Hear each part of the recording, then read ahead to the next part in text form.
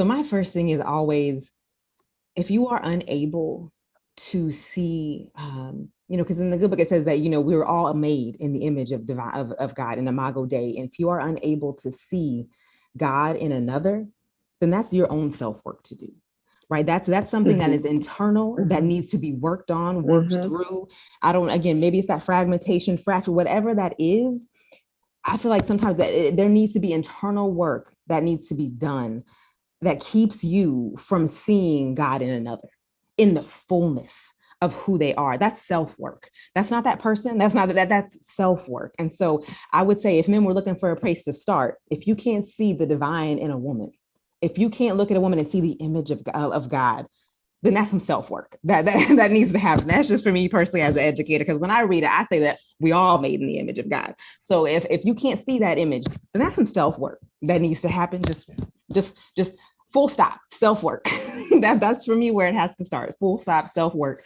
And then once you do that self-work, because then you might be ready to have some conversations. So after you do the self-work, then you need some women around every committee. You need some women on every committee, every possible place that we can be, we need to be. And while you're at it, I'm also youth minister. Throw some youth on there, because guess what? They're not just our future, they're our present. So we need all of that on there. Let's just go ahead and mix all that in, make us all better.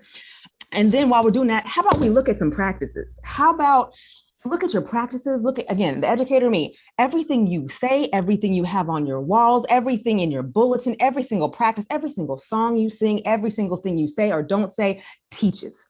It says something. It says, I see you, or you are represented. If I look around and I see no female representation on your walls, on the artwork that is up, if I never hear you mention a woman, if I don't feel reflected. I don't feel represented. So how are we changing the very practices that we're doing in places? How are we changing the very artwork that is on the wall? How are we shifting the very ways that we're doing things? How are we taking and making time to listen deeply, to literally walk around our spaces and say who would feel welcome and who is not welcome, who is missing, who is not represented, and what do these teach, not just to the women here, but to my young adults who are here, who are coming up, that they are valuable and that they are enough and that they're made in the image of the divine. So how are we living into that?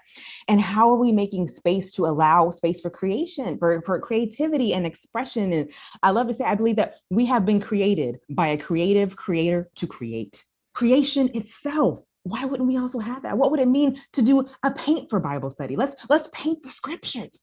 What would it mean to allow these modes of expression, multiple intelligences? We all learn and see the divine in many different ways. What does it mean to make space for the many ways we have our being, the many ways we find the divine, the many ways we come and we make space? And so just how do we bring all of that? And again, now is the perfect time to say, you know what, let's do it different. Let's make some clearing space. Let's clear this out, clear that out. Let's do some paint here. Let's make some space here. It's a great opportunity to do it different.